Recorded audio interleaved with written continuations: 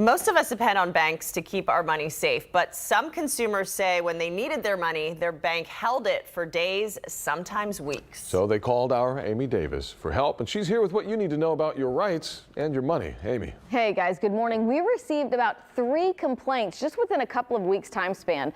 Bank customers from big banks, different ones, all with similar stories. So their banks closed their accounts or held their money for weeks with no explanation. Jason Sims makes a living fixing things, a sort of jack of all trades. Cabinet remodels, countertops, sheetrock, pretty much anything that anyone needs. What Sims needs from one project to the next is money to be able to purchase supplies for his jobs.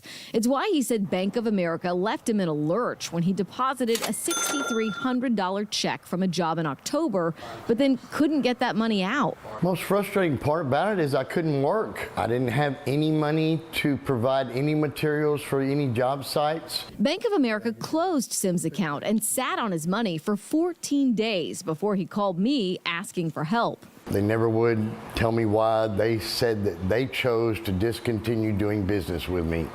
It was the only reason they had given me. The bank wouldn't give us an explanation either. Instead, they reopened Sims' account and put his money back. In a statement, a bank representative wrote, "We can't discuss specific account details, but we reached out to Mr. Sims and the issue was positively resolved." What makes me mad the most is I never did anything wrong.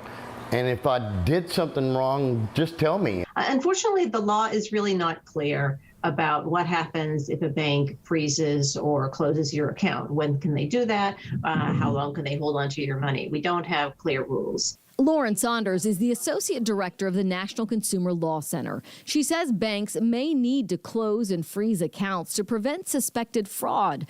But cases like Sims show why it's important there should be rules that establish deadlines and protections for innocent customers. We followed Sims to Bank of America the day of our interview, where he finally withdrew his money and closed his account. If I did people the way Bank of America did me, I'd be out of a job.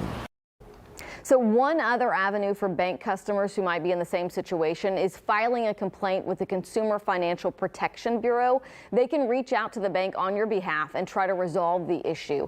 On click2houston.com, we are linking you to that federal agency and how you can contact them to file that complaint. Oh, I'm sure so many people are dealing with this. Yeah, we've received quite a few complaints, and I think banks are sort of trying to rein in some fraudulent activity that they're seeing, and they might have some automatic things like, hey, when this happens or that happens, but then they don't tell the customer what it was that caused that reaction by the bank. So frustrating. Thank God you were there in this case, Amy. Appreciate it. Thanks.